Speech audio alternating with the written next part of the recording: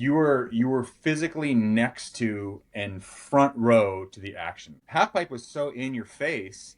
You're sweating on the people that are flying out of the pipe. You're getting hit in the face. It was very visceral, and it ended in this arena, this amphitheater, this like whatever, like lion's pit at the end of it. So it was very much like Coliseum-style. Welcome to Going Off, a podcast about snowboard history. As the early days of snowboard culture slide into the past, we're documenting its oral history. We're tracing back what made it so strange and explosive, why it changed all those lives and still bonds people for life. From the history of snowboard fashion to how halfpipes were born, From the birth of jibbing to movies, music, and magazines. each episode drops in on something new. I'm one of your hosts, Tricia Burns. And I'm your other host, Jennifer Shurowski. We've traveled the world together for decades, riding and just living the way of life we call snowboarding. And now we're ready to get in the Wayback Machine. I think we're recording now. Let's fucking go off. Oh man, I don't know what's going on.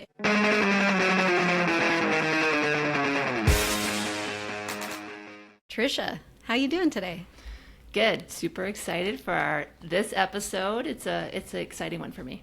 Today, we're going to talk about the rise and fall of halfpipe. And as you and I are both, former halfpipe riders, we're going to talk about those early days from the backyard ditches to the 22-foot monstrosities that are sort of growing cobwebs at resorts these days. We're going to talk about the cost, the progression, the lore, the love, the community that's kind of built around it, and if there's even going to be pipes in 10 years. What do you think? Well, we're gonna answer that question, or we're gonna ask it in a really long way over the course of an hour. Yeah, it's funny, Jen, when we were doing this episode, I was just thinking about I've ridden a million half pipes, been around them, stood around them forever. That's sort of what kind of got me motivated and inspired to snowboard. But I have this fond memory of you at the U.S. Open pipe in 1992. I remember walking up the side of the half pipe and watching you learn how to ride, do frontside 540s, and everybody kind of cheering you on. And it's just those memories sort of make me nostalgic for the days.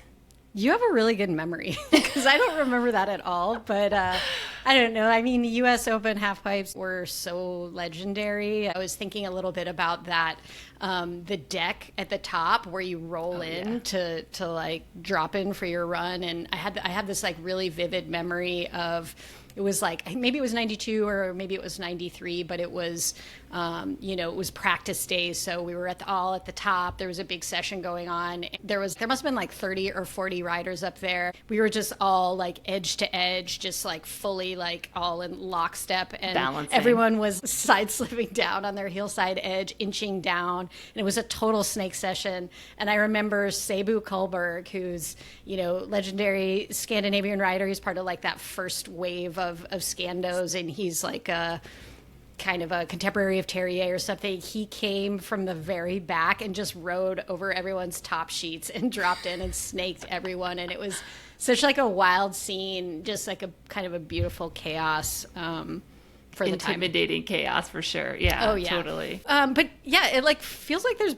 barely any pipes now. It's funny, I was just at Mammoth in January. It was late January for a production shoot. We were shooting in the park, and the half pipe was just a sad sort of dirt patch. And they were like, oh, we're going to build the pipe, but we're sort of waiting till right before the contest. I think they were hosting a Grand Prix, so they probably were we don't want to maintain it or something. But yeah, where are all the pipes at? There's so few left. We in the course of getting ready for this podcast, we caught up with Frank Wells, who's a legendary pipe builder, and he had this great quote that I think we should just share right out the gate, is that there's more active bobsled and luge tracks than there are half pipes in the world, which is just sort of to set the tone for where we're at right now, which is it's scarce. And just think about the people who do luge and bobsled and the people who we feel I don't know anyone. Only Olympians. That is such a wild fact. And sad too. It's oh, where are half pipes at? So that's sort of one of the impetuses for this episode, is sort of to just ask that question and then take it back. This is a snowboard history podcast after all. So let's get in the time machine and let's go back to talk about how it all started, and we can start by saying, what do we even mean by half pipe? You know, a half pipe originated as this idea of just two transitions side by side. You ride in between them. It's it's our surf wave, essentially. It's in our heritage as those who stand sideways to want to kind of catch air. And I mean, if you think of like the Dogtown era skaters going and finding pools, they were surfers too, and they knew like you gotta catch air, you gotta do tricks. That's what it's all about. So that's sort of the impetus of where the half pipe and wanting to find a half pipe came from. And wanting to find is sort of the operative term, because the very first half pipe was not built, it was discovered. And where was it? It was at the dump in 1979. On brand. Yeah, it was totally on brand for the origins of snowboarding. In 1979, the very first half pipe was found. It was at the Tahoe City dump, and what it was essentially, they had been pulling dirt out of an area with a backhoe to cover trash, because that's our plan for trash, is to just cover it with dirt and be like, don't look there. They out of sight, out of mind. And so, they'd scooped out an area that it became a natural half pipe, and it was spied from the road. This became a place that, the very, very early Tahoe snowboarders, people like Terry Kidwell and Sean Palmer and Keith Kimmel, these were the guys that were riding this thing. And, it was also getting shot in the skate mags. Like, I think Thrasher had a few images of it. But the discovery really was this guy, Mark Analik, a local Tahoe City rider, and he sort of just stumbled upon it. I think he saw it from the road. We have a quote from him that we found in the Sierra Sun.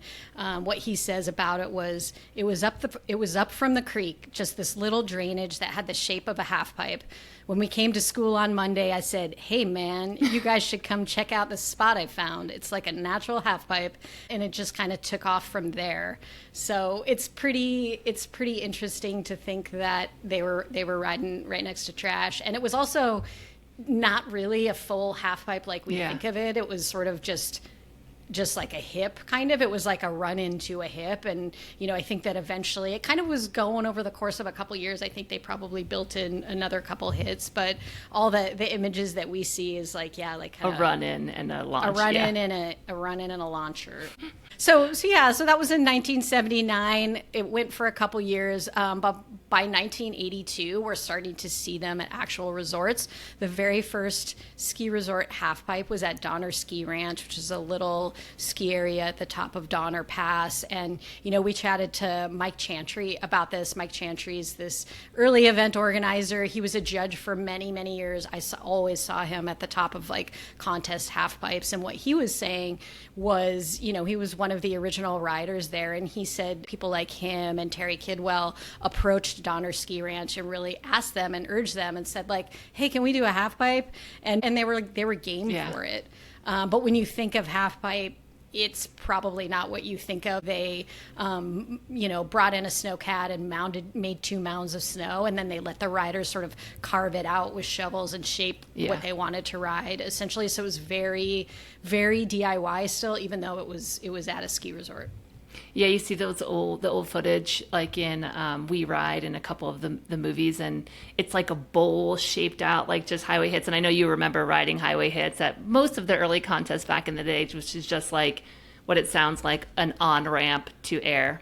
Yeah, there's not much transition involved in it. It sort of feels like more like you're riding a series of hips in a way. Yeah, totally.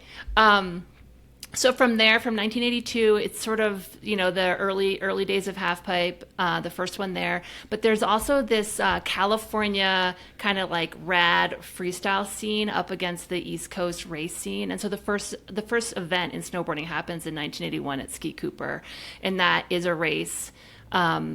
And so that's sort of when this East Coast, West Coast rivalry begins. Like at the beginning, the bragging rights and the ownership of snowboarding and East versus West was kind of a big deal. Like in several of the movies, it was really interesting to hear Tom Sims call it a ski board many times. Oh, that was so wild. And wasn't on the East Coast, weren't people calling it Burton boarding? Oh, we went Burton. Did I make that up? No, we went Burton boarding. And also in like Utah, it was called like winter sticking. Man, that's so just crazy. like, you know, the bragging rights, the kind of the competition, it was fierce. You kind of have to put yourself in that mindset to understand that it wasn't this whole like kumbaya, like let's all just bring it together. They wanted to be the, you know, inventor and the like founder of it. In the tradition of many East Coast versus West Coast battles. Yeah. Yes. So then in 1982, the first National Snowboard Championships is held, and this again is just racing. This is at Suicide 6. Now it's called Saskadana 6. Saskadana? Saskadana. I like it wild. because I have a wicked lisp. So it's both of them are fun for me to say. And again, this is racing only. This is like the Jake Burton kind of, you know, backyard area. And so Tom Sims gets word of this and wants to bring, you know, have the ownership of his own event. And so in 1983, this is the first official halfpipe contest. It's awesome. I found a flyer for it. It's was held March 26th and 27th. He organized the event with the help of Chantry, who we mentioned before, who's also a major historian for snowboarding. They had it at Soda Springs Ski Resort in California. It was hand dug again, which means, you know, 2 big mounds and a bunch of shovels, and all the riders are out there kind of digging what they want to ride. And the event, the halfpipe on the poster is called the Halfpipe Ravine, and Ravine. which I love because it feels accurate for a hand dug halfpipe in the 80s. Totally. And the entry fee was $10. Downhill and slalom were a whopping $25. So we're talking like they're like, come do it. It's only $10. Yeah, they're trying to get people on board by giving them a deal. Hey, am I remembering correctly that he called this the World Championships? Yes, too? sorry. This is the World Championships. And this first... Halfpipe Ravine is the World Championship. Yes, very serious. Thanks for adding that in. Yeah, it's the World Championships, and this goes on to become like a legendary series and year after year. But again, also the World Championships deemed by the 3 people who invented it, you know? By the guy, and it was a bit of a one-upsmanship because Jake Burton hosted the first The sort national. of like, the Nationals. So then it's like Tom Sims kind of came in and said, if you're having the Nationals, I'm having the Worlds. And Witten had his own thing. And like, to be fair, the World did show up because they put ads in magazines. When I was speaking with Chantry, I was like, how do people know to come to this event? And he's like, oh, we had an ad in Thrasher, and the magazines, like as small as they were hitting Europe and Japan. And so they had riders from around the world that came to this event in 1983 in Soda Springs. The other thing I wanted to point out on this flyer that was super awesome is that it had $1,000 in cash, merchandise, and prizes and trophies. And so like someone read the poster, like $1,000 in cash, that's a lot back then. I was like, I think that's also the price of the trophy and the merchandise and the dollars. Cost $100. Yeah, it's true. You actually came out with like $50 maybe. Yeah, totally. And then for trivia nerds, everyone like thinks, oh, Terry Kidwell was the god of the sport back then, but he is not who won the first World Championships. Oh, who did win? First and second went to the Hargraves brothers. I'm not sure their first names, so please let us know. But yeah, it's like that was sort of like the kickstart and the first halfpipe event in the world, and also in the U.S. Yeah, so from here, halfpipe started to really just sprout up all over. Tahoe was really the birth of a lot of it too. So Donner has one, obviously Soda Springs has one, Sierra at Tahoe gets one, Boreal gets one, Diamond Peak gets one. They've all got hand dug pipes. This is sort of the season of 84, 85. In 1985, the East Coast gets its first halfpipe at Little Tenny Mountain, New Hampshire. Sick. Yeah, and Soda Springs was really a supporter of the early snowboard scene, obviously being the place where Tom Sims was hosting the Worlds. And it was a small little kind of, I don't want to say podunk because that's got an insulting vibe to it, but it was small and it's cool. You need these small rootsy resorts so that come on board and be innovative. Make something happen. Yeah. Exactly. But what Mike Chantry was saying was, they hosted the World Championships for a couple years, but then eventually it did move to Breckenridge, Colorado. And that really put it on another level. So what he said was Soda Springs supported the scene, but the Breck World Championships changes the game and really elevates it. Breckenridge is in Colorado. Colorado has this premier kind of ski scene with all these big mountains, so it really sort of elevated the contest itself and the scene. And Breck was like you hate to say like a real resort, but that's like was a major resort then, and to even get snowboarding on the mountain back in the 80s, like that's a game changer. Yeah, and I grew up in riding Vail. Snowboarding didn't come on board at Vail until a few years later, and in '88 I think was the first year that it was allowed at Vail. Feels so don't late. Totally quote me on that, but I'm almost positive. And so this is showing that Breckenridge was really an early adopter. So 1984, that's when it comes on board. They build a half pipe later, but they eventually become the new host of the World Championships, and it's widely known that Tom Sims wasn't a great businessman, and he, I think, has even said as much. Maybe in that We Ride documentary that you referenced earlier, he was kind of like, he was more about culture. He was more about like being a snowboarder, but so he wasn't crazy about being responsible for this huge growing sort of competition series, which actually takes like a lot of work and planning and all that stuff. So he was good to kind of pass it off. And so with the help of Paul and Dave Alden, it comes to Breckenridge. And apparently in doing the deal, he sold it for $1. Tom Sims sold it for $1 and was like, not my problem anymore. It's kind of funny to think how big it got and, how he could have, capitalized. Or the way that decisions. Yeah. So, that was really became kind of a mecca for the world of snowboarding to travel to. So in 1986, like putting this into context, it's still a hand dug pipe, right? It's over on Peak 9 at Breckenridge. And this is the era of like, obviously we've mentioned Terry Kidwell a lot, but it's also the era of Sean Palmer. This is when everyone was calling him Mini Shred because he was just a little guy at one point. I know. That documentary, We Ride, so good. Encapsulating that era. You should definitely watch it because it's got a young punk, like, I don't know, what he must have been like 14 or something, Sean Palmer. It's so crazy to think of him as Mini Shred because when we came on the scene, he was like the big, intimidating, like punk, full-grown adult. We're probably 18. Yeah. Oh, for sure. And it's cool to see like he was punk back then too. Yeah. But the prestige of being a world champion half pipe rider was really real back then. You hinted at it too, but like I think now we don't know like who won the last World Cup half pipe contest. Like I'm a Scotty snowboarder James. And I don't even know, because you're probably there announcing, but it's just like it's not something that would filter out into the world, whereas then it's the only competition going, and it was really, there was quite a bit of notoriety that came with that, and there was now I think there's a bit of like, oh, you're a contest nerd kind of a vibe, and back then it was like, no, like it was real, as you were saying, like it was it's the only avenue too, like that's how you got seen, that's where everyone was congregating, that's where the community was, it was the spot.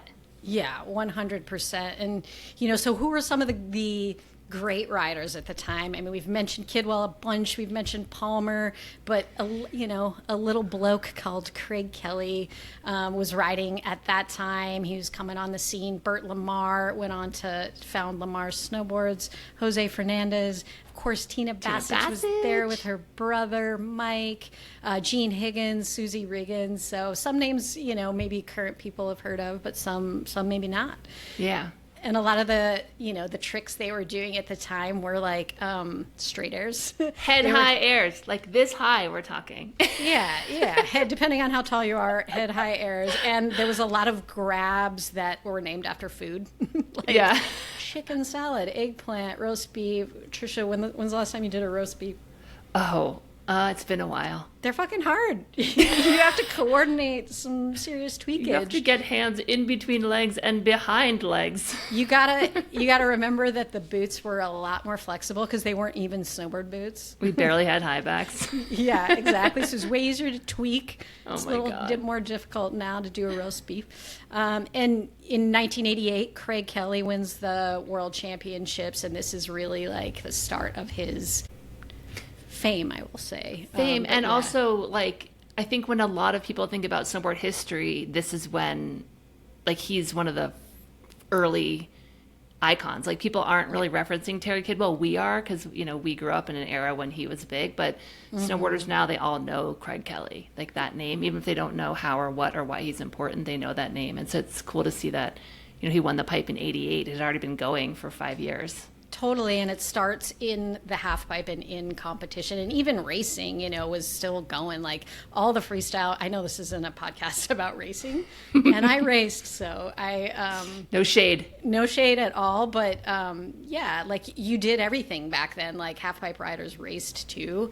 But And yeah, he won world championships in racing, I think, the year earlier. So he started as a racer and like kick-started with that whole slalom, whatever. Totally. And then halfpipe, you know, kind of launched everything else. Mm-hmm.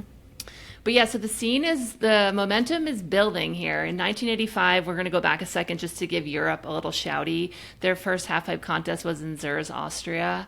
But really by 1988, Burton and the U.S. Open answers back with a halfpipe in 88.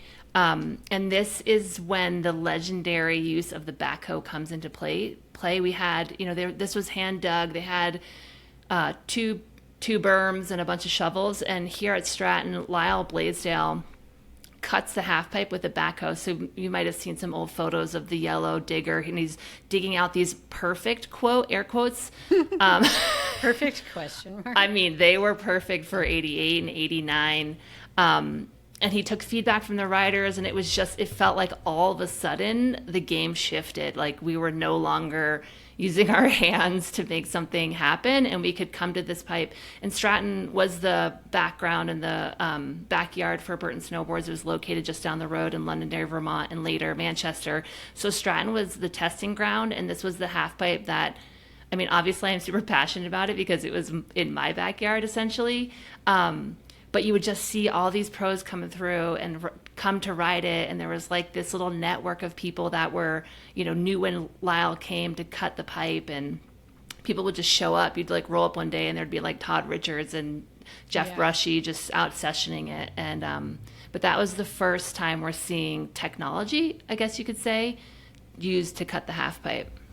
Yeah, it's really cool how half pipes, you know, which is why we want to, you know, attribute them to be so important to the sport, were the early place where people came together as snowboarders. And it wasn't just in competition, but just the sessions that went down were super legendary. Were you in that first US Open? Did you do that 88 one? No, I was, my first Open was 1989. So I stood on the sidelines of that event basically. Oh, you watched? Yeah, as a skier. And I was like, okay, like my brother was competing, and so my brother and a couple of our friends, Mike Tedesco, and they were competing. So I remember just standing on the side in skis and being like, all right, I want a piece of this, and being inspired by those, you know, Tara Eberhard and racers, and just seeing the international field show up at Stratton, you know, is so cool. Yeah, it's cool too because the resorts, you know, didn't have to put a ton of money into creating a half pipe. And I know that we've chatted about this in the past, but it's like, why did they do it? Even the early days, like, it's cool that the riders came to the resort and like, yo, will you build this? And it's just like, sure, we'll put you over in the corner. But yeah, they were just down. It was just a little easier. There probably less pressures, less economic pressures, more maybe more mom and pop resorts that were able to kind of just make decisions on their own. They didn't have to run it up too far up the flagpole to just be like, yeah, you guys can have your space. And I think it's like those hand dug pipes too, like you mentioned, there wasn't a lot of investment because they were really just sort of pushing around snow and then letting snowboarders basically create what they wanted to ride. So it was a lot of effort on the riders themselves. And that's like such a beautiful thing. It's a really communal event to like dig and shape a half pipe together.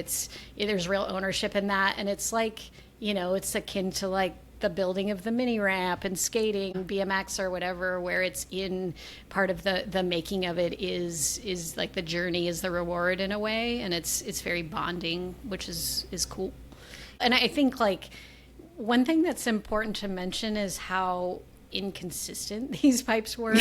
You already said it, like that first half pipe at Donner Ski Ranch is like a bowl essentially, but they're very inconsistent, but they're really fun. But it isn't about you're not going to be riding like a smooth transition wall like we think of today. These things were pretty hard to ride. There's kinks in it. There's Chantry was talking about how it's like it's basically like 10 hips essentially, like strung together. They're highway hits, and the riders who really excelled at this type of half pipe were ones that were really adaptable and that were able to like kind of just ride different stuff. If you got a smooth actual transition wall, it was almost an anomaly. So it is a bit of like, it's almost like a mishmash of something that is natural terrain and something that is like hand built, because it is so inconsistent, and then the sun hits one wall and like melts that out. So I think it really rewarded riders that were able to have a lot of different types of skills and just adapt to whatever was coming next.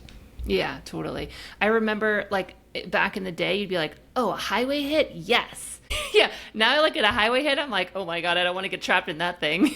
Yeah, no, at least it was a bit predictable back then. I remember the first 2 hits of every half pipe were usually highway hits, because everyone hit like a highway hit basically comes from hitting a bunch of riders hitting the same place over and over again, and it being carved out of the snow. So yeah, it was like the first 2 you were guaranteed total freeway action.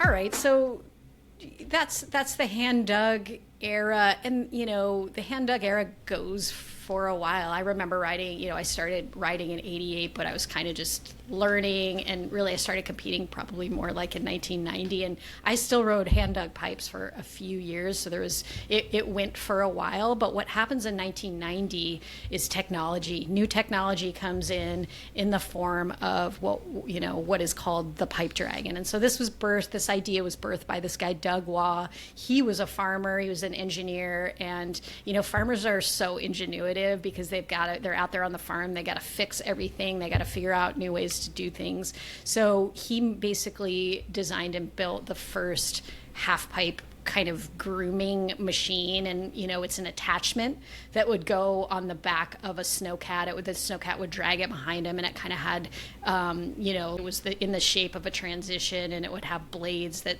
circulated that would just cut a very smooth and basically standardized wall. So he was in 1989, he's working with Maxi Manufacturing, he's developing this thing, and they did call it a half pipe grooming machine, but over a couple years, they're cutting the pipe at Eldora. I think Doug Waugh lived in Boulder. And so they're cutting the pipe at Eldora. And then finally he's like, all right, I want this to be mine. And so he got some venture capitalists on board and bought the rights to this machine. And he renamed it the Pipe Dragon. Great name. And then went on to cut pipes like all over. He cut the Vail pipe, which I grew up riding. He cut the Snowmass pipe. He cut pipes all over California, in the Midwest, including like the Tyrol Basin had a great pipe.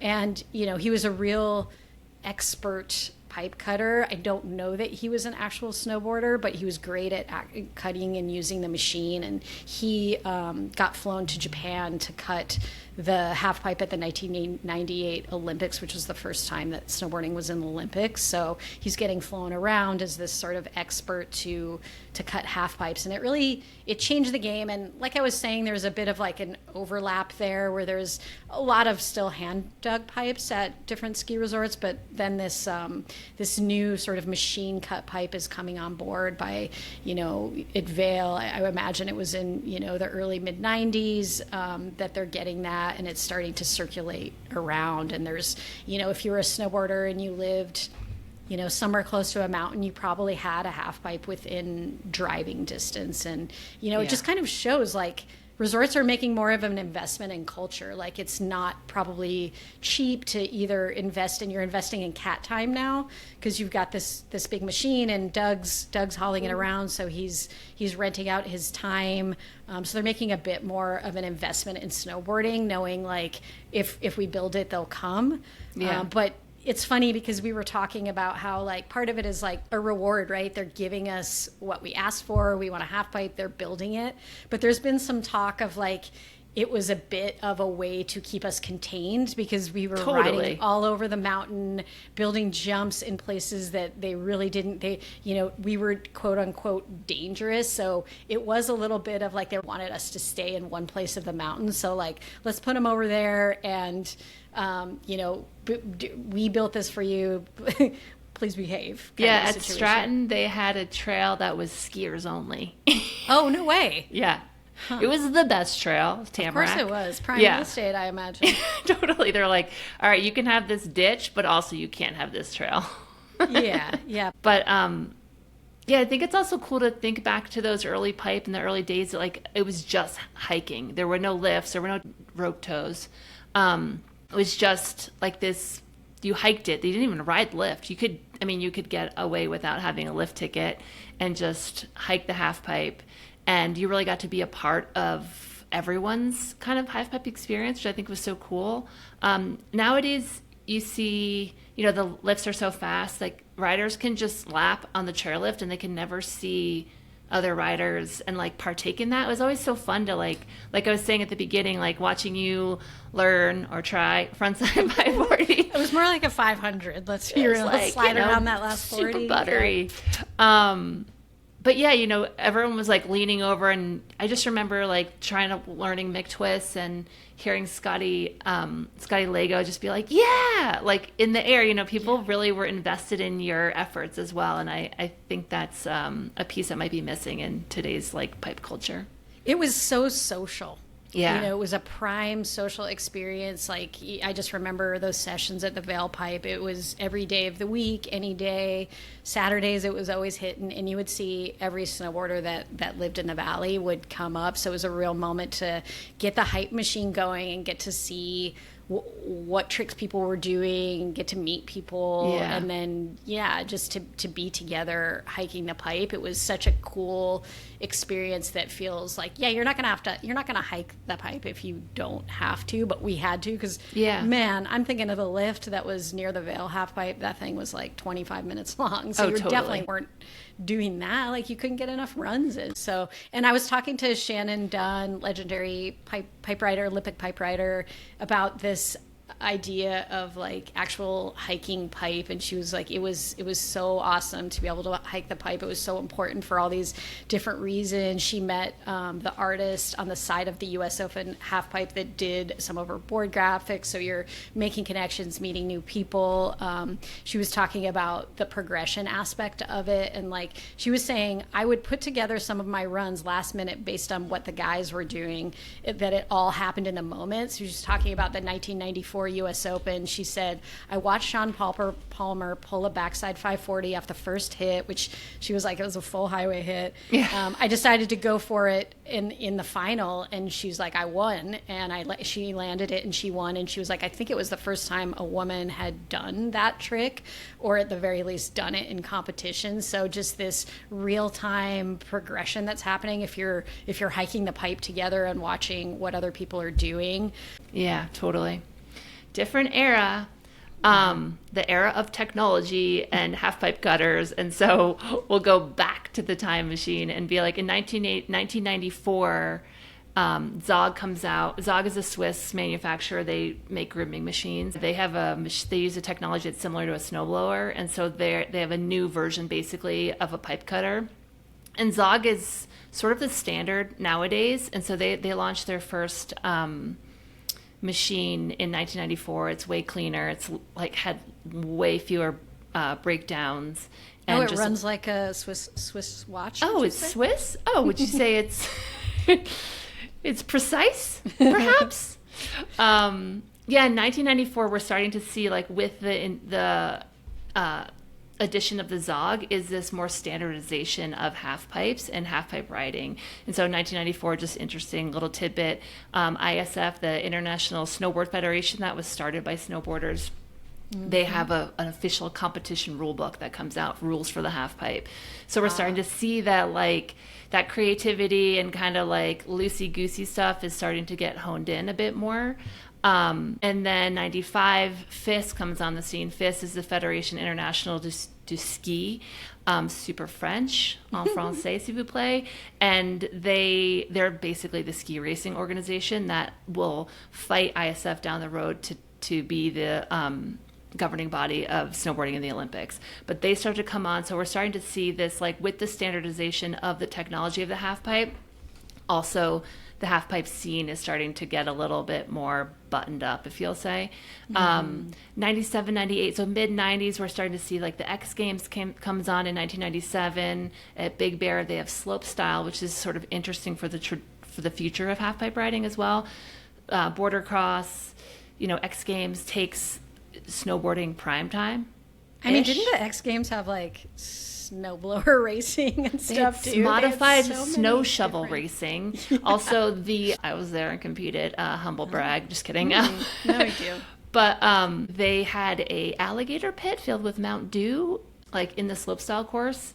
But yeah, and also, just like side note, people were not so hyped on it. It was, again, like with FIS coming in and kind of people starting to take what snowboarders had built, there was a little apprehension to, like, oh, they want to put us on TV and, like, capitalize off of something that, like, not that long ago they were kind of shunning and, yeah, pushing and this out. is a total side tangent, but building out what you just said, in that time specifically, I remember snowboarding being very, in mainstream culture, really leaned into the cliches about snowboarding, like Knuckle draggers. gnarly and dude, bro. And so just the X Games served to, like, reaffirm all that bullshit kind of.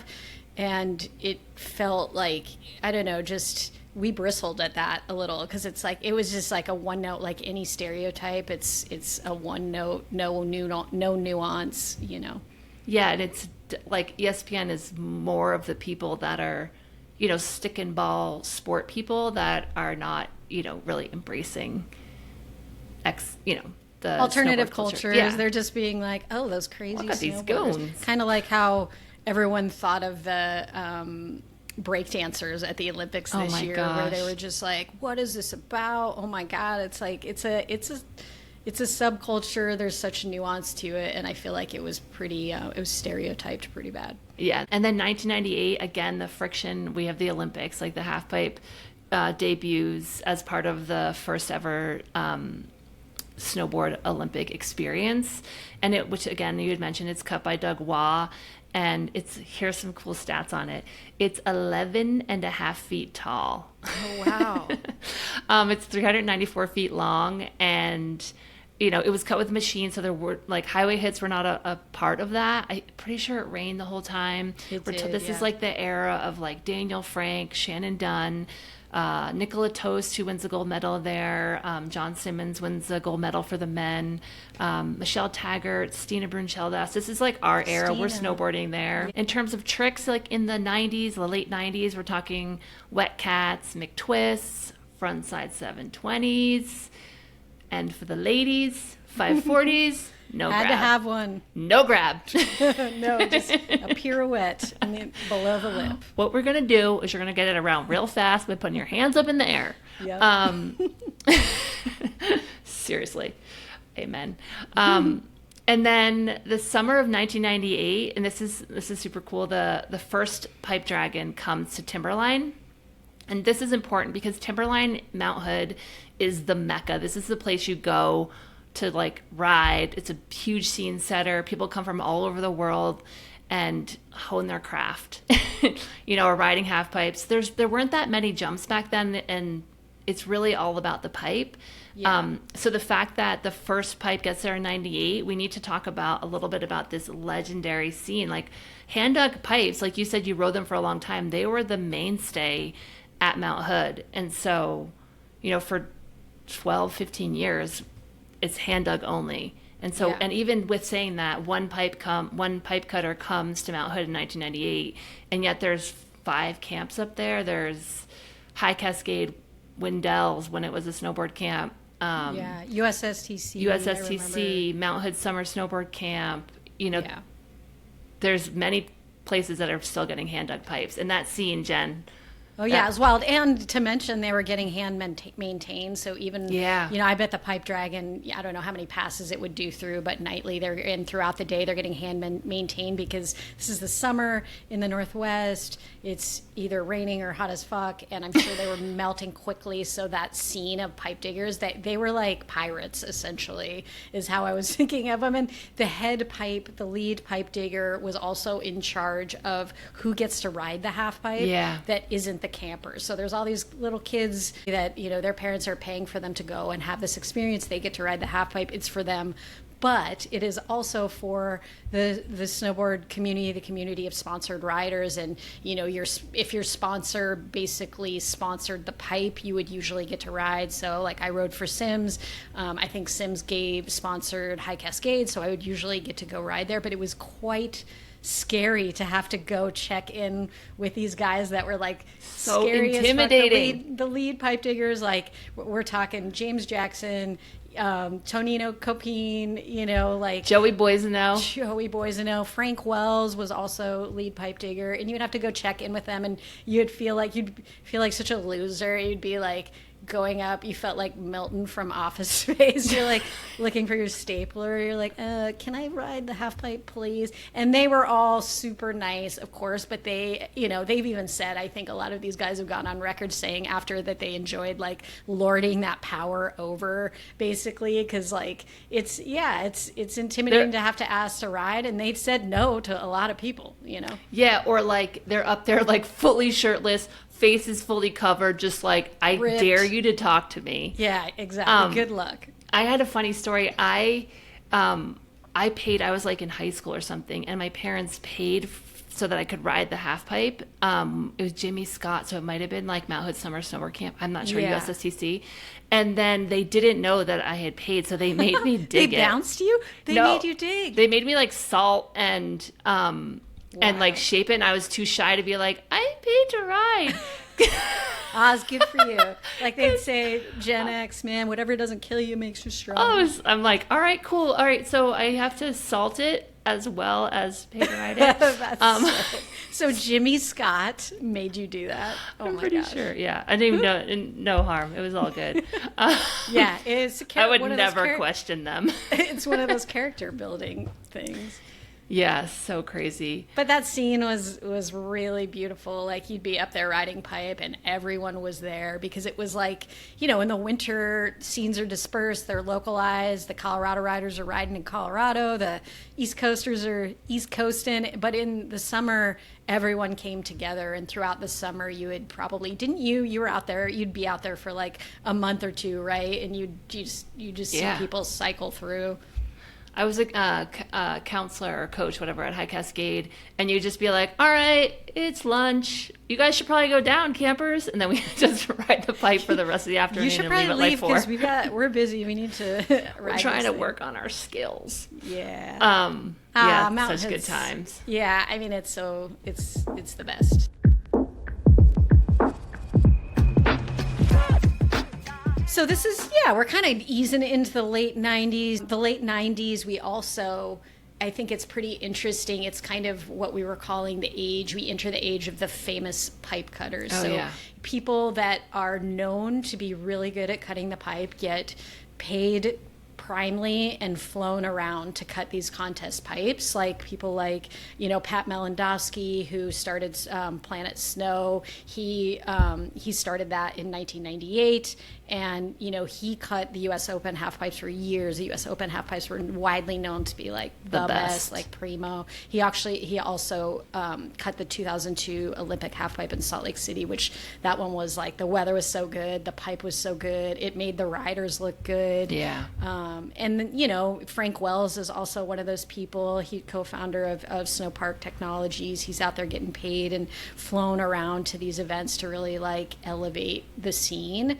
So I was thinking a little bit like it's sort of like celebrity chefs, where before people like Anthony Bourdain and Gordon Ramsay, no one knew who the chef was. He was like in the back cooking the food, and then these kind of celebrities came on the scene, and there's real recognition in the building of it, not just in the riding of it, which I think is kind of an interesting, cultural development in, how we're looking at these features. Yeah, and just like knowing that as a rider you could go and you're like, oh, it's going to be good. So it's going to bring that top talent. Like even X, or at Locks, Jeremy Carpenter's cutting that now, and everyone's like, okay, who's cutting it? Let's go. It'll be worth our time. Yeah, exactly. So it's the added story that, the question that people are asking. And what's also happening in this time is things are getting bigger. So we probably started out like hand dug pipes, 4 feet. I don't know. How big 6? are the walls?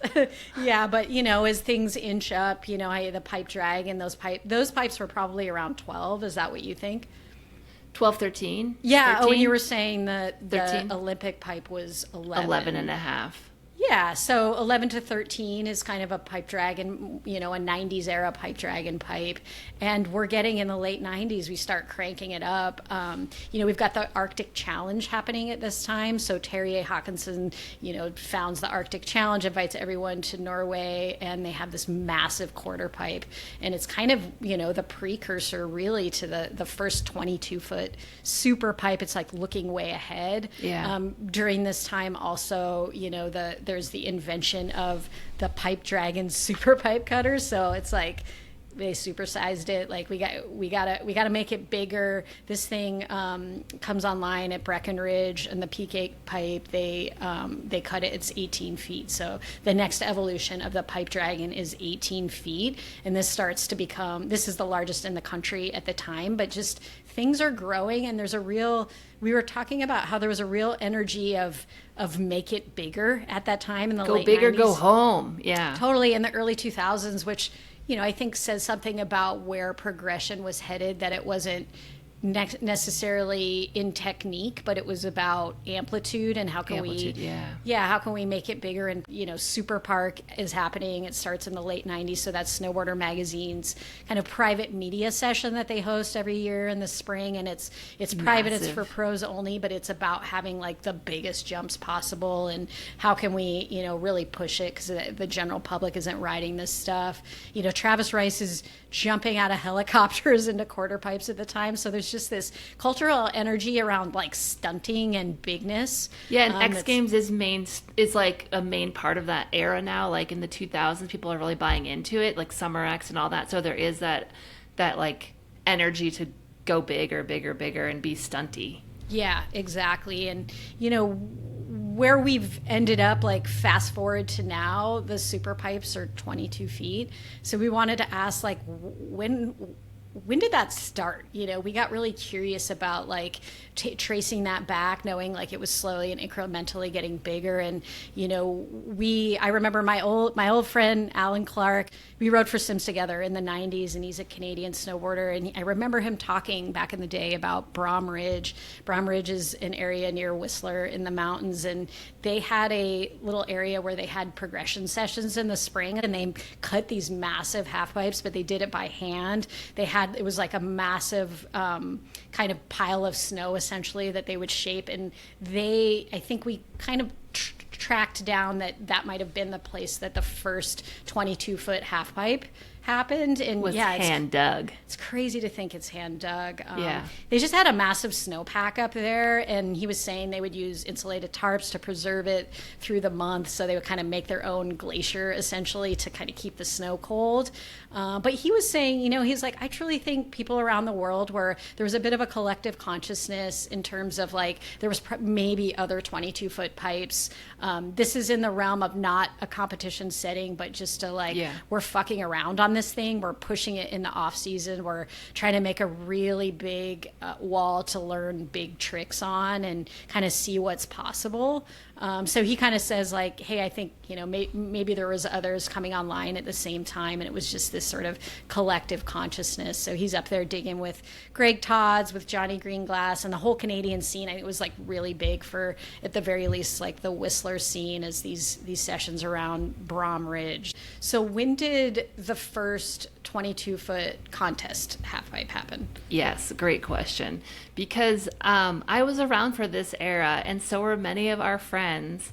And I've ridden 22-foot pipes in contests. But when we went to find out when the first one was, literally, I'd called like Kelly Clark, asked Frank Wells, asked Liam Griffin, asked Todd Coleman, and we had to like put all of our brains together to kind of come up with this real answer. So, but Andy Finch was kind of the key in this. So in 2005, the European Open moves from Livigno to Laux. Now, again, Laux is the home, or Switzerland is the home of the Zog. And so this is the first 22-foot halfpipe contest. So they're kind of like moving it from Italy to Switzerland, want to put on a big show, and it's the first 22-footer. Andy Finch wins. Finch Airlines coined, like, because he went so huge. Yeah. And so we connected with Andy and just kind of like, because we've ridden 22-foot pipes, but the first time you drop into it, it's really so different because it's freaking massive and the speed you need. So he had a really great quote. He's like, it had huge transitions and the pipe was a steeper angle than we'd ever seen before. He drops in, it started with a 2-foot air. By finals, you remember feeling like he was hitting like a 60-foot jump, and he was like a huge advocate for it, just saying like it felt like you had all this time. You could like slow your tricks down, and just like the landing area was way bigger. You had this safety zone for landing, and in his mind, it was the future. And for sure, Andy's right. It was the future of snowboarding. But I think as we're like sitting here now, we're wondering if it was the first nail in the coffin of halfpipe riding. So in 2006, the Olympics are coming to Torino in Italy. And there's a little bit of like, oh, it's not a 22-foot pipe, so it's not the best. The Olympics isn't hosting the, halfpipe in the best halfpipe out there. But it's just, there's not enough time to build, to like completely change the infrastructure. So 2006, after the Olympics, the U.S. Open hosts the first 22-foot halfpipe in the U.S. They bring the machine over from Switzerland, and then I just talking to Liam Griffin, I was like, why was it so important to have the 22-foot pipe? It's like, that had to have been a massive effort. Was there only one machine then? It sounds like it, because he's like, I remember waiting for it to arrive and kind of like tracking its arrival. And he was just like, it was a point of differentiation back then, because they were fighting with FIS and the X Games and Dew Tour, and they wanted to like stand out again, going back to this like competition idea of wanting to be the best. And he's like, Renee Hansen, who is like head of marketing, and Jake loved it because their dudes were winning in it because they had access to it and like spent the money to send their team there. And so they just loved to have that like competitive edge. And also the US Open just thrived on being something different and standing out. But by 2009, it's kind of the gold standard. Sean had his own personal 22-foot pipe built outside of Silverton.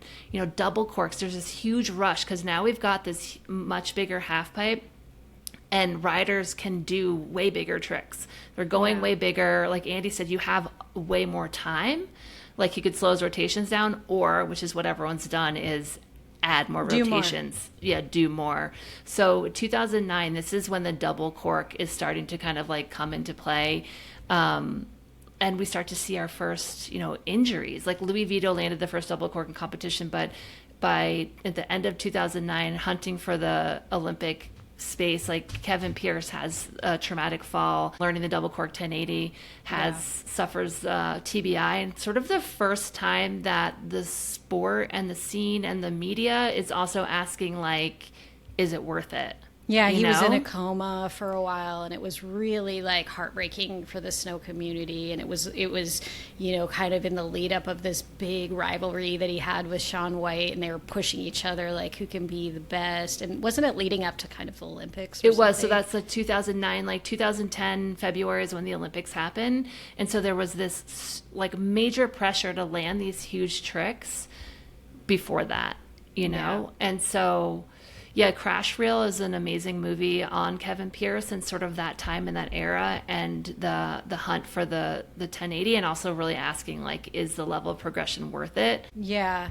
I think, it's easy to ask, like, is it too big? I mean, the one thing about huge transitions, though, is that, like with a vert ramp and skating, you've got more transition to catch you if you fall. So in a way, it could be seen as safer than a pipe that has smaller or shorter walls, but a tighter transition where you would fall straight from like the top of the wall into the flat bottom, where the idea is like, hey, this has a longer transition, so it'll scoop you up. But you also, if you deck or anything happens like from the deck, you're falling 2 stories to the ground. And the thing about these pipes is they're so big that they need to be absolutely perfect. Yeah. So it isn't, we're thinking back on those hand dug pipes where I was saying you had to be an adaptable rider. They're all the same because you can't afford to have kinks or bumps when you're going at this speed and you're going this high. They have to be firm, and they're essentially like, riding a vert ramp where it doesn't change. It's very standardized, and what that kind of does to people's styles is makes them a bit more standardized. They're all riding the same exact thing. The tricks become very similar. It just gets a bit homogenized. It's like when you're doing a triple cork, it's not like steez it out. It's like tuck and roll. Get it done. Tuck and roll. And everyone's kind of doing the same grabs. And so there's a lot of conversations that have going on for, the last handful of years of like, where'd the style go? It's like, should we mandate, 1 or 2 hits at least have to be non-spin airs so that it doesn't become like, we can't even count that high. Like, wait, how many spins was that? What do we need to do to support the style coming back in? And like, what does the crowd want to see? Crowds love things like amplitude. The riders are going big, but it gets a little less accessible to viewers when they right. Can't They're even... like, how many was that? Which way is forward? It's like, it's so unrelatable. impressive, but it's unrelatable. And like, you can't put progression back in the bottle. It's like, if you're going to do a 5, I'm going to try a 7. Like, it's just the nature of it. Yeah. It just sort of kills the fanfare of it because you can't tell or relate or see, it becomes very insider. That's why it's like, it's exciting to watch the women ride kind of when I watch the Olympics and stuff, because it's a little easier to digest, but it is still like really exciting. But another comment about back to the danger of riding the 22-foot pipe is it is such a serious, heavy ass commitment that like it forces pipe riders to become very specialized, that you don't have time in your season to be like, I'm going to film a powder part, or I'm going to do whatever, ride everything. It's like, no, you have to get way specialized in half pipe and train for it if you're going to ride those pipes all the time, because you are chucking. Be strong. You're chucking on ice and you're going, 30 feet out on a 22-foot pipe. So it's just no joke. And it's interesting to think back on, like in the 90s, it was party culture. It's like, I remember this, I don't want to put anyone on blast, and this is totally anecdotal. You know who you are. But I remember like Terrier winning half pipe contests on mushrooms. And, it's like, I remember, that back to that We Ride documentary we keep referencing, there's Sean Palmer's in that at the US Open going like, he's like, I'm still drunk from last night. He's sipping on a bottle of champagne. He's like, and I'm going to win today. So it wasn't like, it was party culture, and, not to say that was better or this is worse, but now it's training culture because it has to be. Yeah. There's so much harder to ride the pipes. You need to be strong and fit, and the speed you need to drop into these things is like in the Andy Finch quote, he kind of references that you have to go so much faster. Yeah. And so this is also a little bit of the downfall as we start to talk about like, we hit 22 and then all of a sudden it becomes unrelatable and things are starting to shift, right? So Frank Wells, who we mentioned earlier, he kind of gave us a breakdown. He's been hired to shape the X Games and Grand Prix, but like originally pipes were built on a 10 to 11 degree pitch. So you can find that at most mountains. This is like beginner terrain, flat, really kind of not valuable real estate. Yeah. Then the 18 footers need to be on a 16 degree pitch. and you're starting to kind of compete with ski school, intermediate, beginner train, and now the 22-foot pipe, people are needing an 18-degree pitch, which is valuable real estate, like we said, and also it's a steep run. It's steep, and people need to resorts need to like create those pitches so they can be at the bottom in the right spot. So they're having to do dirt work just to have a run that can host a 22-foot half pipe. So this is one of our reasons that half pipe is starting to slip a bit. Yeah, I mean, you're talking about like inaccessibility and how now it's at this more coveted spot in the resort. The other thing is going on is like it costs so much to make these things. Snowmaking alone, it takes, it's going to take 2.5, 3 weeks to blow the amount of snow that you need for a half pipe. And it's not like it's like you're scraping together any natural snow. It all has to be blown snow. And so that depends on temperature too. Like, if it's too warm, they can't blow snow at night. And I think with global warming happening, that's like another factor going on where I know ski areas are strapped to get enough snow blown that they're going to even have snow on the runs, much less like blow a Everest-sized mountain of it over there for a 22-foot pipe. So just the time and the cost of blowing snow. Big shout out to Frank Wells. He gave us so much amazing information and kind of behind the scenes stuff of what's going on here. Some pipes have dirt work, some don't. So for instance, Mammoth, I mentioned before, has dirt work. It's, basically a depression in the ground that they built in the summer. They dug out. So they're almost like a quarter of the way there. They've got a half pipe shape already in the ground, so you have to blow like slightly less snow. Whereas like Copper Mountain doesn't have dirt work at all, so they've got to blow it all. And that's about 10 or 11 million gallons of water, and it's all snowmaking, which is so wild. Whereas like a Mammoth who's already got kind of a start in the dirt might blow more like 6.5 to around 8 million gallons of water. That's so much water. It's pretty wild. And, he was talking about how there's like differences in, how much that water costs. Like he mentioned Calgary, they pay for city water, whereas, there's each, some ski resorts have snowmaking ponds, so each resort has kind of a different setup, a different set of costs that go into it. And what Frank was saying was some places treat depreciation differently on their books than others, but no matter how you cut it, it's super expensive. Yeah, we haven't even really talked about the machine. Like, we talked about the invention, but now let's talk about the price. Yeah, totally. So at a minimum, pipe builders need to have 2 grooming machines. They need to have a cat, and then they need to also have the cutter itself. The cat is about $400,000. And sure, resorts already have cats going around. Maybe they also need a winch cat to like hold it. And then the cutter itself is somewhere around $200,000. So that's just the machinery. Then we're talking the actual cost of the labor to do it. And Wes Pyatt at Palisades, he said that they'll bring in like a custom shaper to shape the pipe. That's about $300 an hour to bring in a pipe shaper. And then in addition to that, you have your seasonal employees and groomers who are getting paid, whatever, $25 to $35 an hour to shape it each night. And the complaints are real. Just kidding. If it's not perfect, the snowboarders will let you know. Oh, for sure. And just for reference, in like 1996, when Doug Waugh of like Doug Waugh fame of creating the Pipe Dragon, that machine cost $37,500, and which is about like $77,000 in today's money. So it's substantially more now to have that's a pipe Rivian cutter. Yeah. Everyone's got one of those, and right? They break all the time.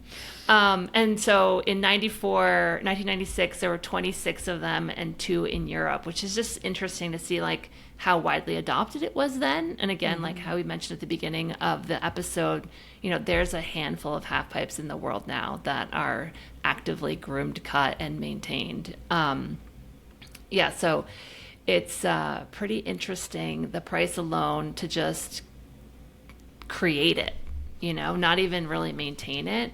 And with this rising costs, the scare factor, it's been interesting to see the decline in half-pipe participation. Again, like resorts, it's a huge lift to have someone come in and, build a half-pipe, and then to have like, maybe it not be perfect or riders aren't riding it. Slope styles come into play. But I found some interesting numbers around half-pipe, and I went to competition just because it was kind of easy to find those numbers. But in '95, which is the first year that I could go back to for FIS events, there were 5 World Cups, a full ISF tour, and I'm not sure how many World Cups were on that. In 2001, this is sort of the peak of half-pipe riding. There's 11 FIS World Cup half-pipe contests, 3 Triple Crowns, X Games, US Open, and then... it's firing. I know, it's like, it's going, right? This is the future! Mm-hmm. And now in 2025, we've got 5 World Cups, X Games, and Snow League is starting.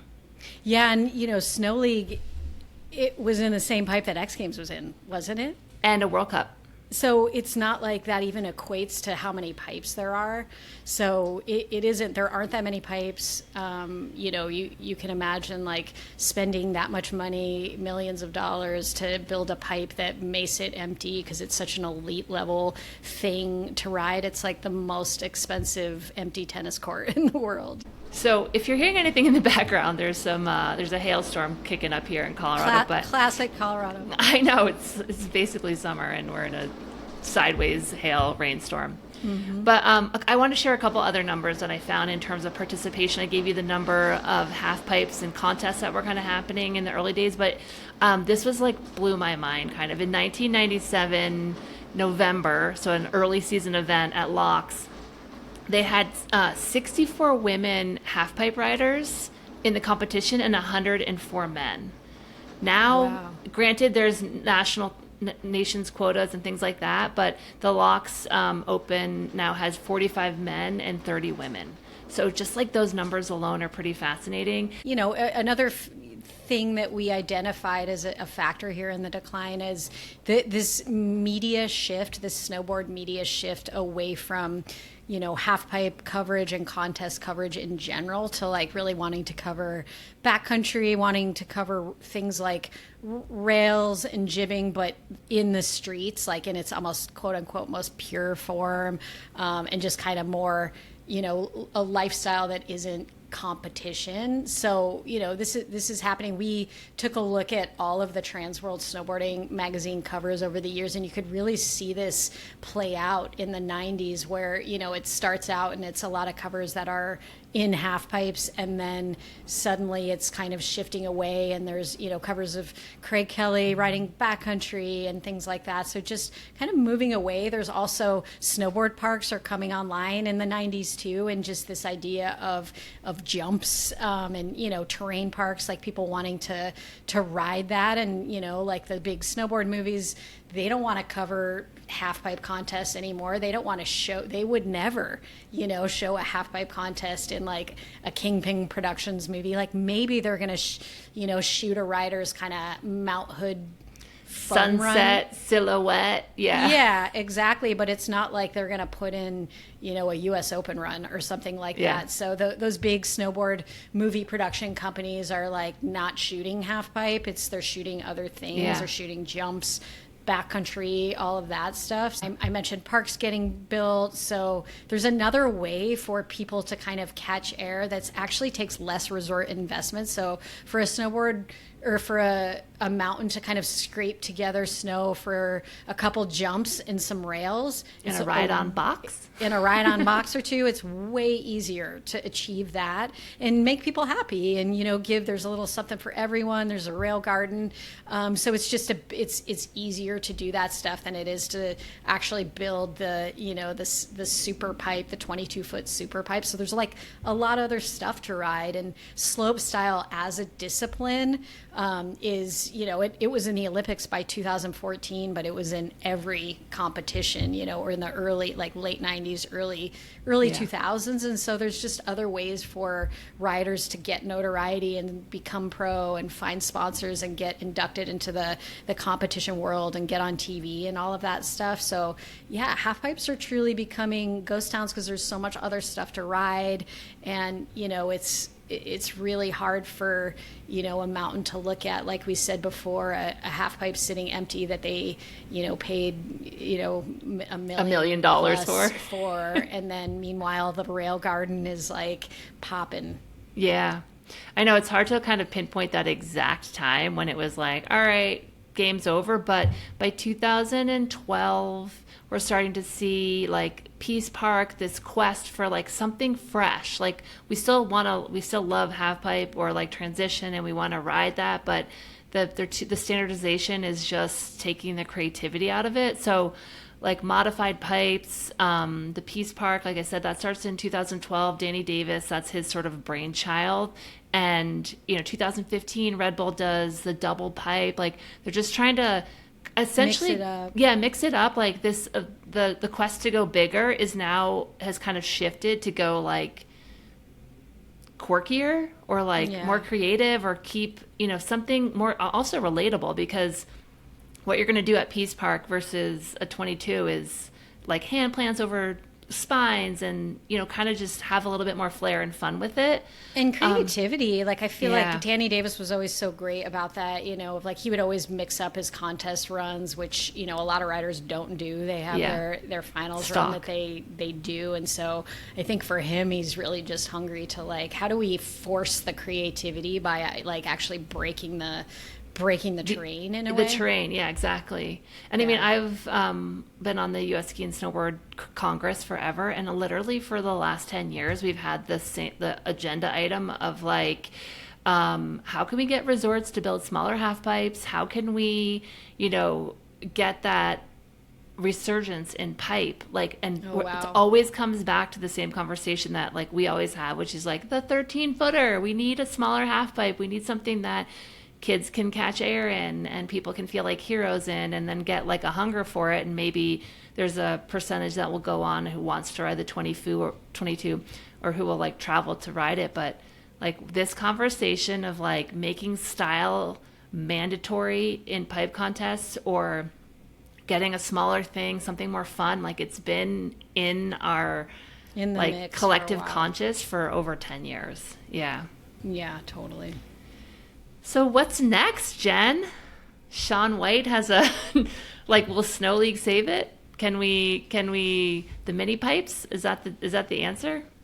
Yeah, well, so Shaun White, as we've mentioned, has, he's launched a new contest series, super premium. It's called Snow League, and it's half pipe only for now. For now, plans to add different events, slopestyle and whatnot. But for now, it's half pipe, and that they have multiple stops at like the premier half pipe venues. Aspen is one of them, obviously, and it's a head-to-head format, so it's kind of mixing things up in that way. He wants to kind of, it's like leaning into that Formula One idea of like, how do we get people to invest and watch as viewers for the season? And he's paying appearance fees to athletes, so like they'll show up to every event, and they can build a story around a set group of athletes and that are vying over the course of an entire season. So that's kind of his vision of like, how can we get the mainstream sports viewer essentially to care about snowboarding, and maybe bet on it.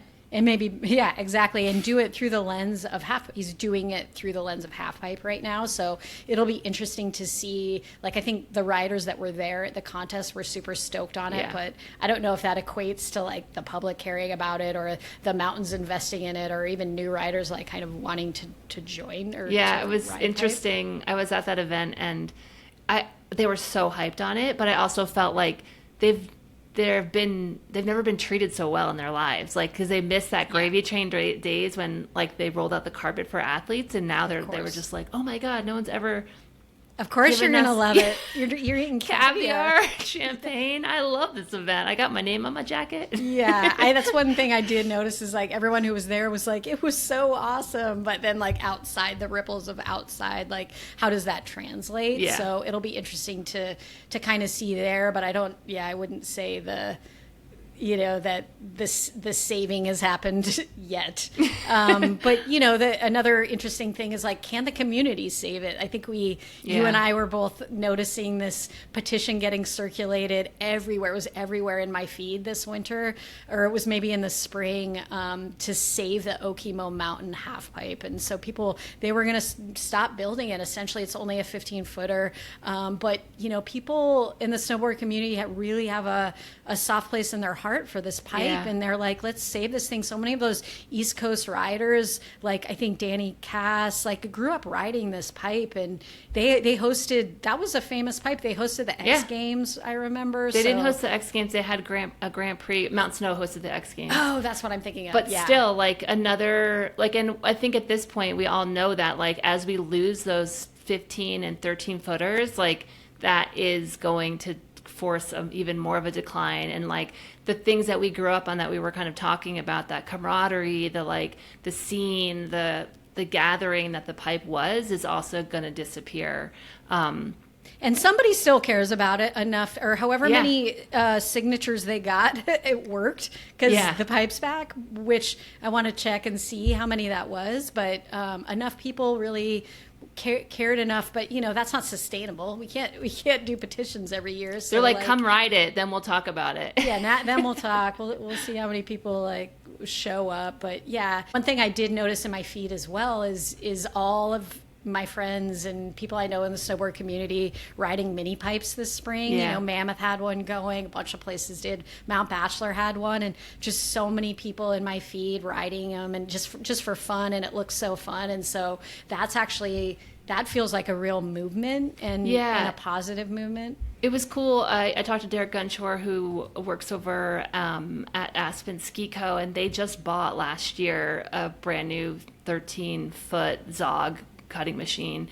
And I was like, oh, so I mean, yes, they have a 22-foot pipe, but I was like, why is Aspen investing in A, building a 22, and B, buying a brand new machine? And they're just like, it's part of the resort experience. Yes, they want to host contests, and you have to have a 22 to host contests, but they also feel like it's an add-on to that whole resort experience, and to be able to like help the Aspen Valley Ski and Snowboard Club have a training ground and legacy like that. So if you have resorts that buy in, but not many of them have 4 resorts that they can put a pipe on one and have, Aspen's just the most premier ski resort in the world, and so it's cool to see like, they feel that responsibility, which they should. They should feel that responsibility to provide something for everyone there. So that's really cool that they're investing in that. But you need stepping stones. You need stepping stones from the mini pipe to the 22-footer. And Frank Wells was actually saying there's a lot of 18-foot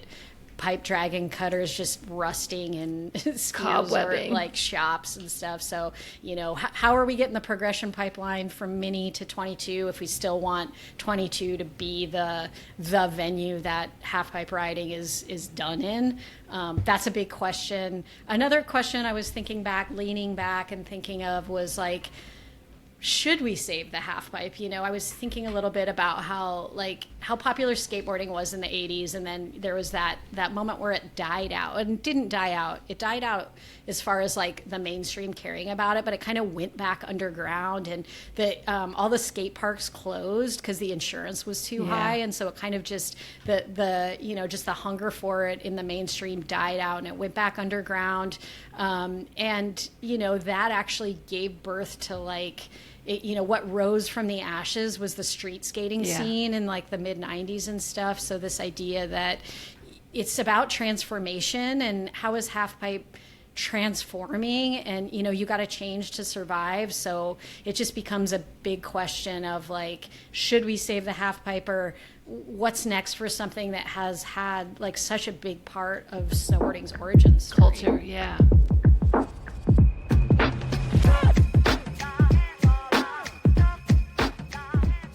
Well, Todd Richards is our guest today. Todd's a legendary snowboarder, of course, been around since the very beginning. He won the very first X Games halfpipe contest ever, unless The internet is wrong.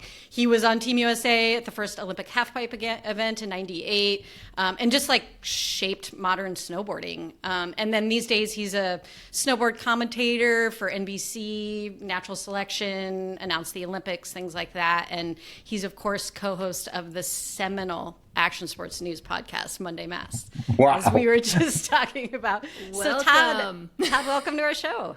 Thank you. Red carpet style. Yep.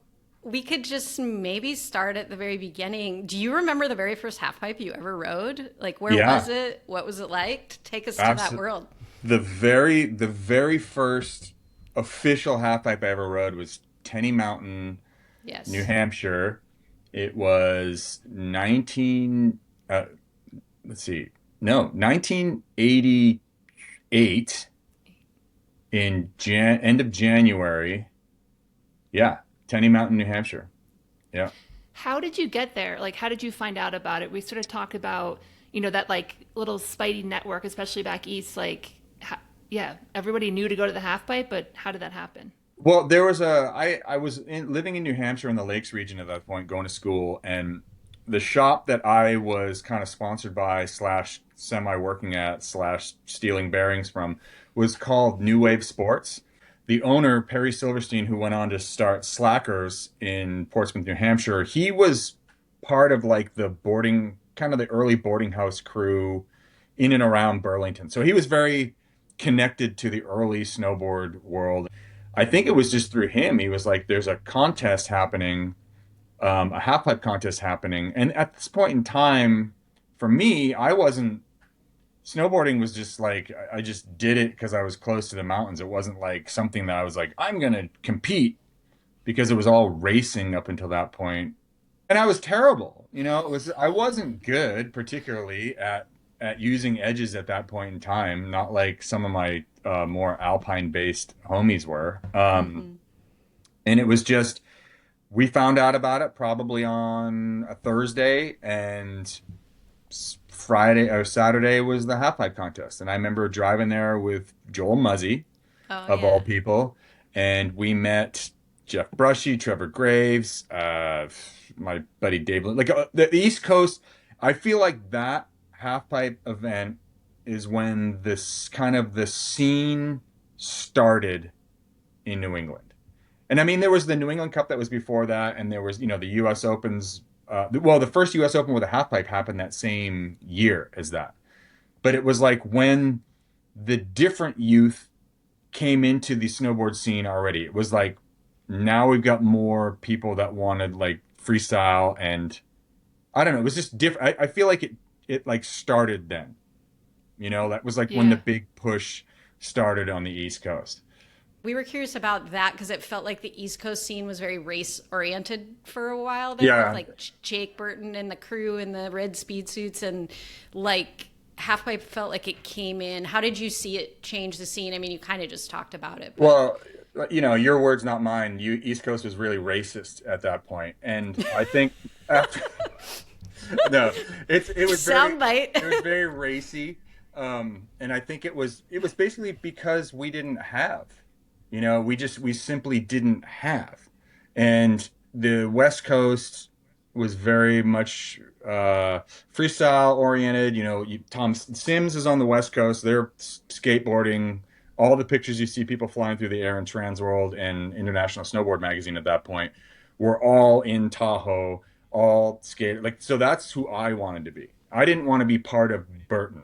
And Burton was synonymous with the Burton Safari, or like just people racing.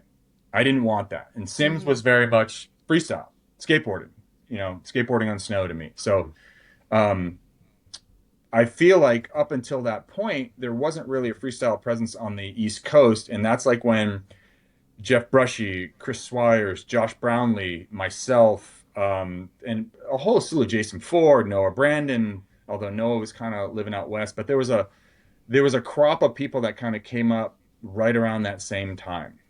And that's when I believe like the path kind of diverged, where there was like people that just wanted to ride freestyle or, you know, halfpipe at that point, because freestyle was very loose term then.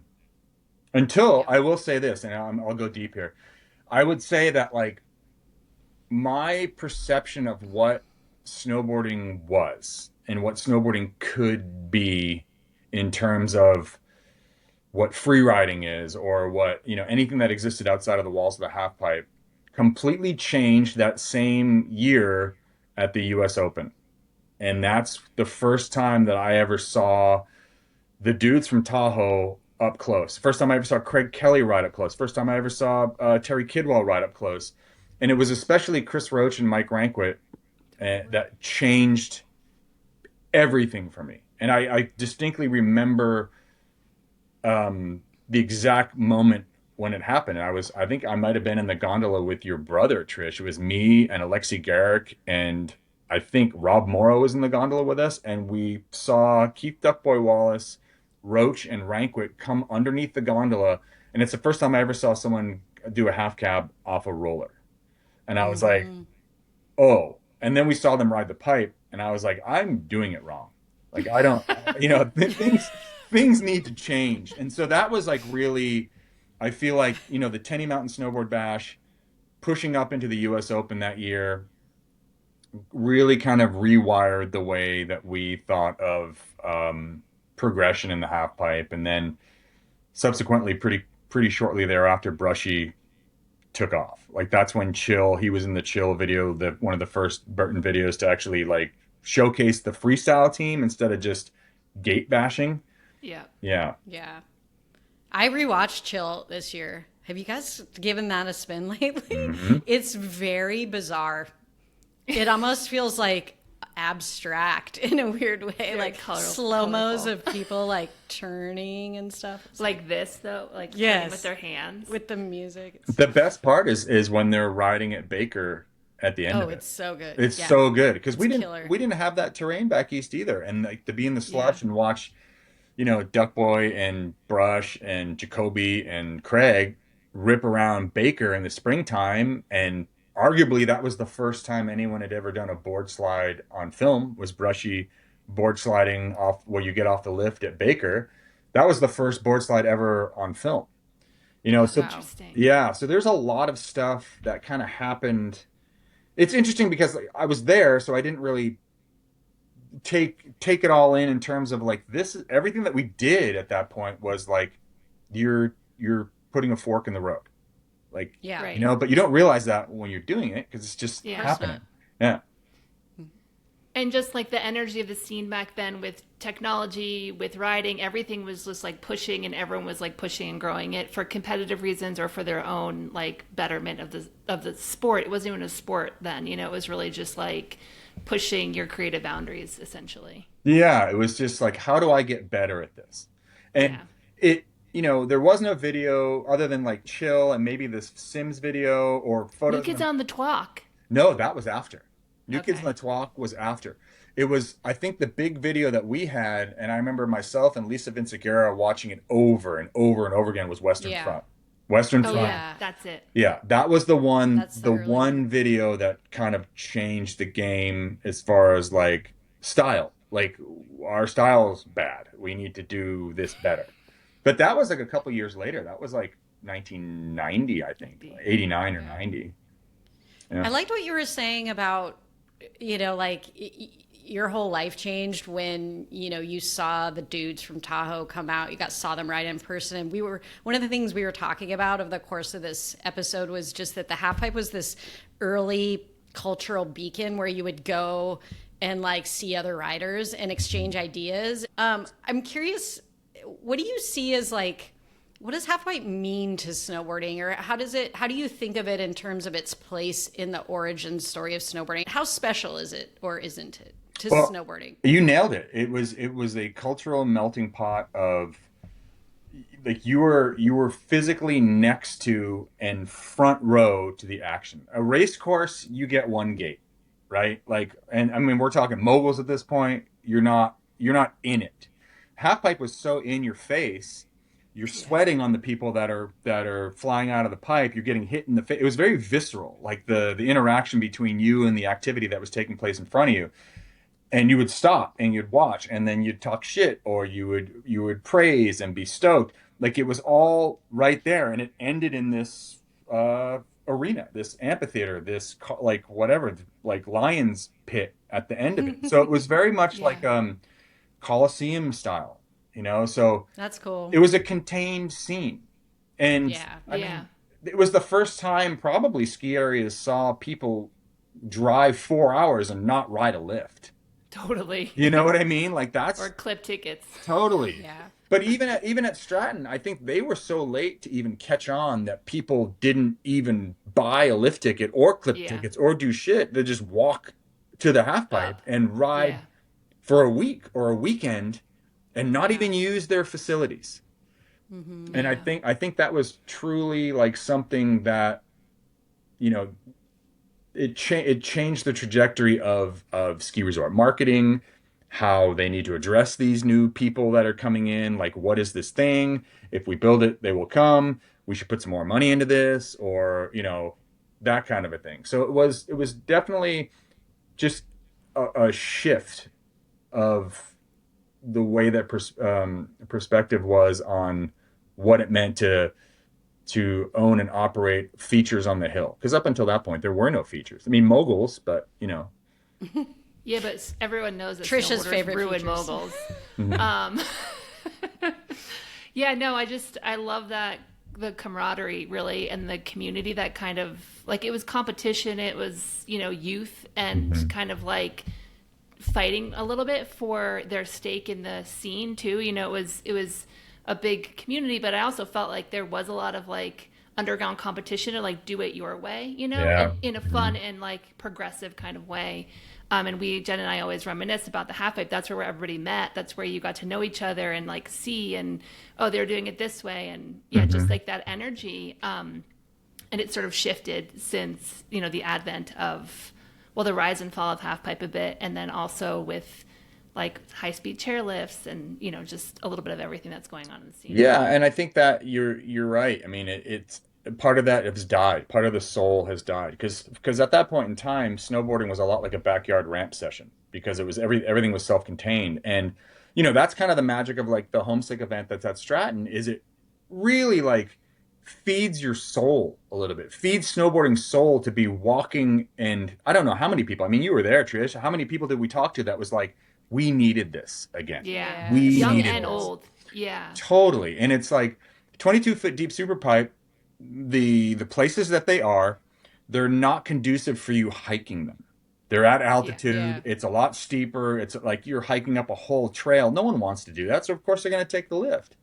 So like that died, right? Like that aspect of the camaraderie, and then plus the advent of don't talk to your competitors, like it's such a different thing. Like we were competitive, but we were like, we just wanted to be better than, Jeff Brushy because we saw In him, that or we moment. wanted to be Yeah. as good as him because we saw him in the magazine. We just wanted to get in the mags. That's it. Yeah. When you think back on the 80s, it could be 80s or 90s, what was your favorite half pipe? Ever?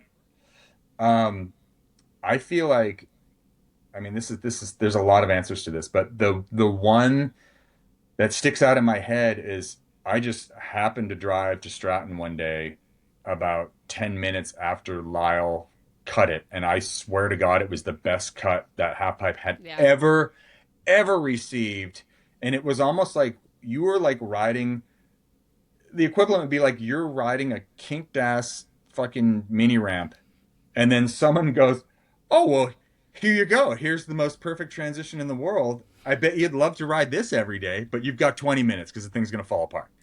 But it was like, one side's going to be melted. right, but for that small, for that day, basically, it was perfect transitions both sides. You could catch air on both walls. There was no, like, it was just, that, to me, that will always be the best pipe I ever rode. And then, there's probably some moments in and around there in Breckenridge when I was living there that had days where, oh my God, this is the best pipe I ever rode.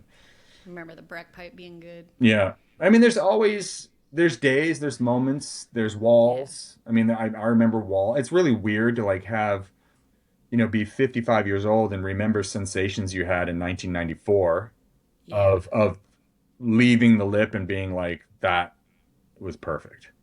you know? I remember that feeling and then looking down and being like, there's all my friends. You know? Yeah. Yeah. They're like walking up, hyping you up. There's nothing quite like that. I mean, there's what other sport really besides skateboarding can you fly out the lip, look down and see your friends? Yeah. Yeah. Like that's crazy. Pretty That is special. crazy. Who's the best half pipe rider of all time? Of all time? Other than you, of course. Oh my God.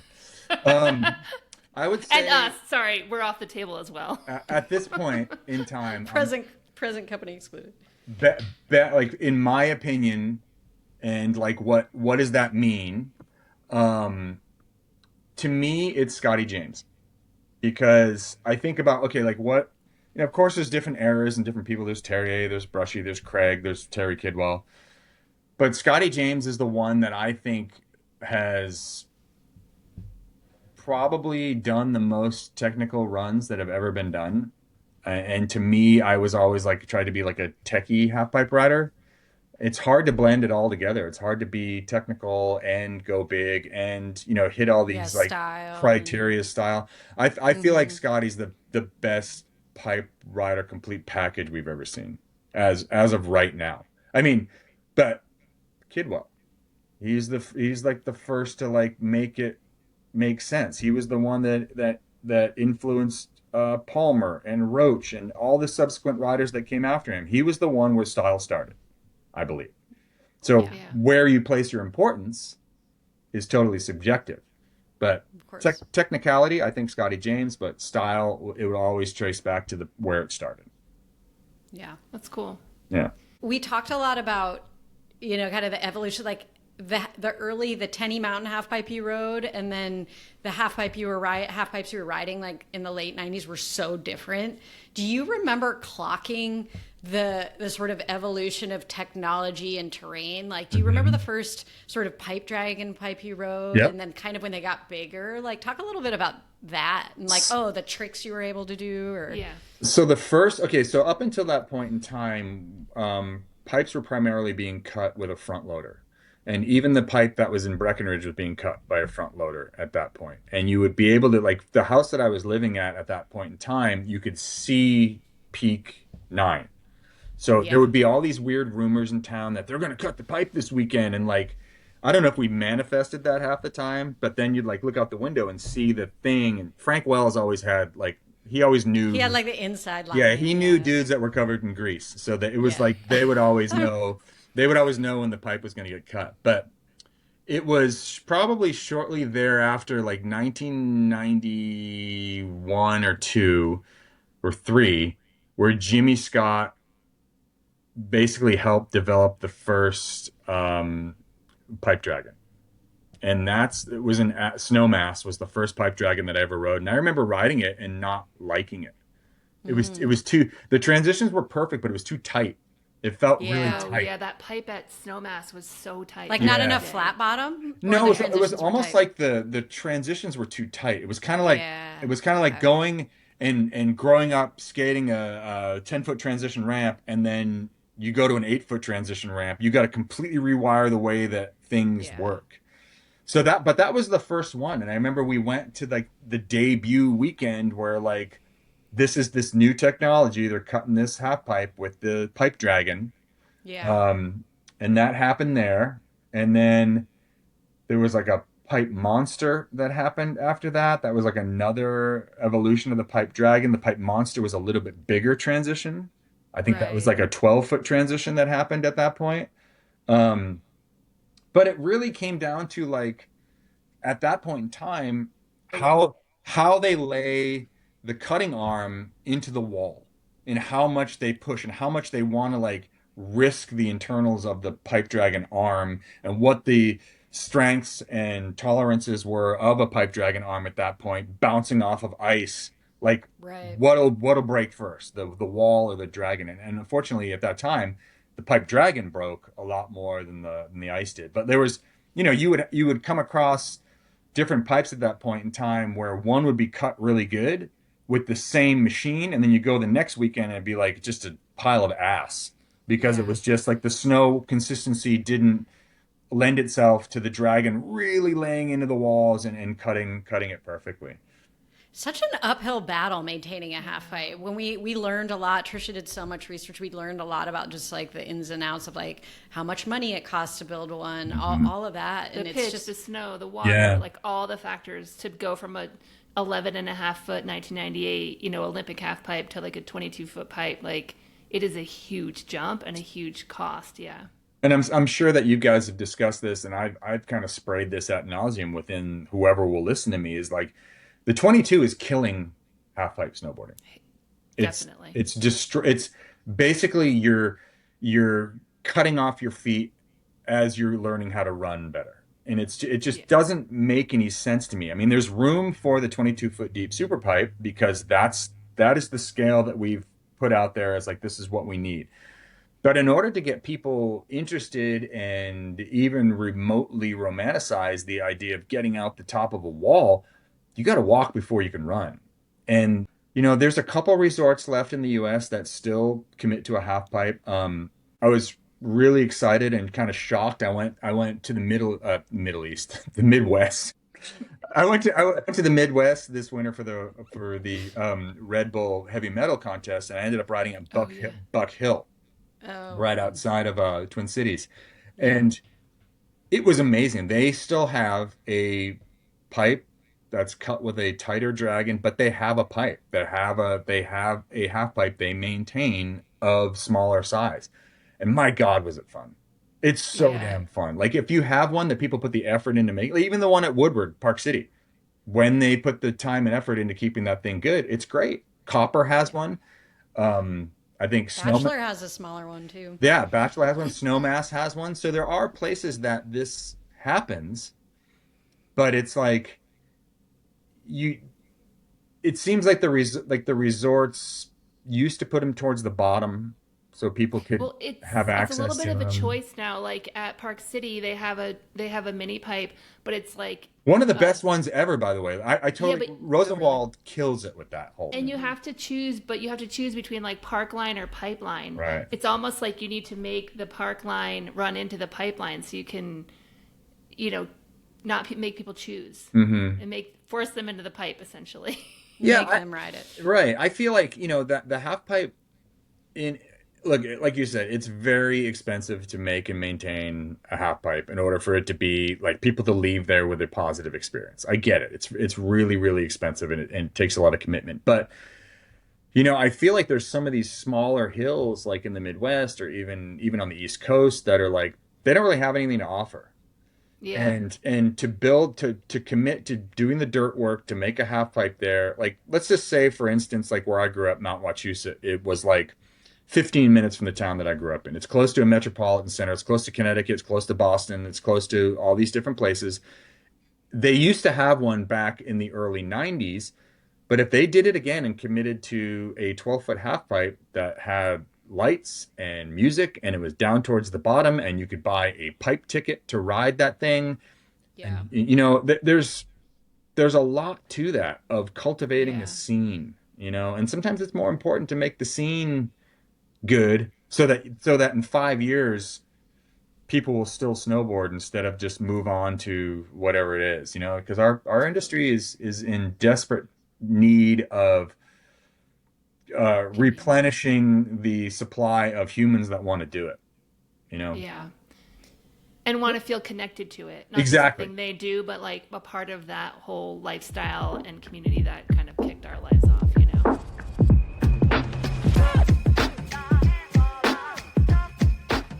Well, so we want to hear from listeners. You. Yeah, would you have an answer to this big, listener. wide open question? Are you down for the half pipe? Do you want to keep watching it and riding it? Or were you the one that built the first 22-foot super pipe? I know, we got it wrong. Or know wrong. someone who did. What was your favorite half pipe back in the day? Or who's your favorite rider? We just want to hear from you about all things half pipe. Tell us. Why don't we hike the pipe and you can share it on the way up?